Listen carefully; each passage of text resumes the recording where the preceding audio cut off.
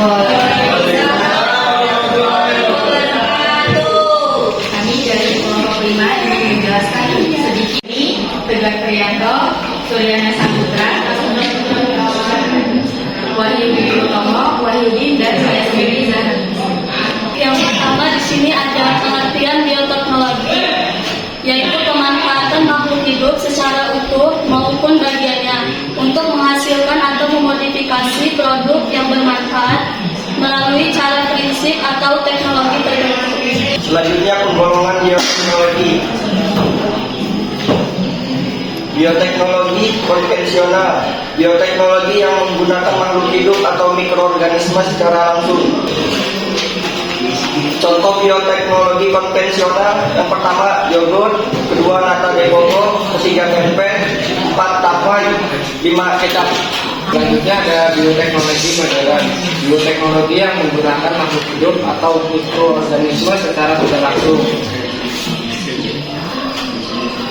Di sini ada 3 contoh bioteknologi modern. Yang pertama ada pembuatan hormon insulin sintetik. Yang kedua ada tanaman transgenik. Yang ketiga ada bayi tabung. Selanjutnya perbedaan bioteknologi konvensional dan bioteknologi modern. Yang pertama pada pemanfaatan makhluk hidup. Bioteknologi konvensional pemanfaatan untuk makhluk hidupnya secara langsung dan utuh. Untuk bioteknologi modern tidak langsung dan umumnya bagian tertentu saja. Secara prinsip, bioteknologi konvensional fermentasi dan bioteknologi modern rekayasa genetika dan teknologi reproduksi. Yang ketiga ada pelaku. Ya, pada bioteknologi konvensional tidak perlu keahlian khusus. Pada bioteknologi modern perlu keahlian khusus. Yang keempat alat dan proses. Pada bioteknologi konvensional alat dan prosesnya sederhana. Pada bioteknologi modern canggih dan modern. Yang terakhir skala produksi dan biaya. Bioteknologi konvensional sedikit dan relatif murah. Pada bioteknologi modern banyak dan relatif mahal. Contoh penerapan teknologi di kehidupan. Yang pertama industri makanan dan minuman. Contohnya anggur win. Yang kedua industri pertambangan, melepas biji emas. Industri obat-obatan, penisilin. Selanjutnya produk sumber energi, contohnya biogas. Bidang pertanian, contohnya hidroponik dan kultur jaringan. Bidang peternakan, cloning, vaksin hewan. Bidang reproduksi, bayi tabung, inseminasi buatan. Selanjutnya dampak bioteknologi. Dampak positif bioteknologi yang pertama menjaga upaya pelestarian. Maksudnya itu bahan bakar fosil itu kan jadi sumber daya yang bisa habis. Jadi dengan adanya produk bioteknologi dapat menjaga dampak emisi dan membantu menjaga alam. Yang kedua, berkembangnya ilmu kesehatan. Bioteknologi membantu mengatasi masalah kesehatan dengan menyediakan obat-obatan untuk memberantas penyakit. Contohnya ada vaksin, antibiotik, dan hormon insulin. Yang ketiga, sumber daya alam yang dapat dimanfaatkan. Banyak macam-macam pangan yang berasal dari bioteknologi. Contohnya ada tempe, tahu, kecap, dan lain-lain yang dikembangkan dari sumber daya alam. Yang keempat, pertanian semakin mudah karena adanya media hidroponik.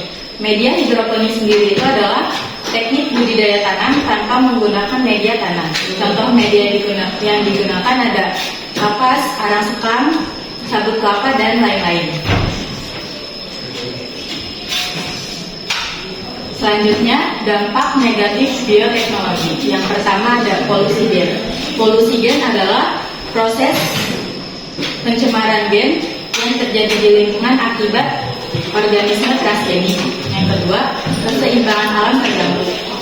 Keseimbangan alam terganggu terjadi karena adanya pelepasan organisme transgenik ke lingkungan. Yang ketiga, meningkatnya limbah. Agar mendapatkan hasil yang sempurna, manusia pasti akan melakukan banyak uji coba untuk mendapatkan produk bioteknologi. Nah, dari uji coba ini pasti ada limbahnya. Limbah ini yang akan mencemari alam.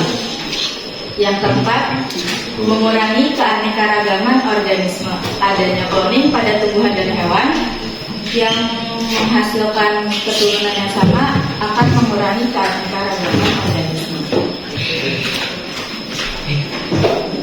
Kemudian penjelasan bioteknologi dari kelompok kami, apakah ada yang ditanyakan? Kami membuka 2 pertanyaan. Ya. Saya ingin bertanya, tadi kan di dampak positif itu ada contoh produk bioteknologi, biodiesel, etanol, biogas. Nah, itu pengertiannya apa? Terima kasih atas pertanyaan yang telah diberikan. Saya ingin menjawab. Jadi biodiesel itu adalah bahan bakar alternatif berbahan dasar minyak nabati maupun hewani.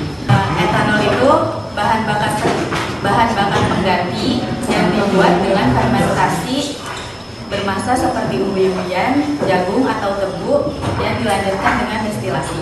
Terus biogas itu gas-gas yang dihasilkan dari aktivitas anaerobik atau fermentasi bahan-bahan organik. Sekian penjelasan dari kami akhiri. Wassalamualaikum warahmatullahi wabarakatuh. Waalaikumsalam.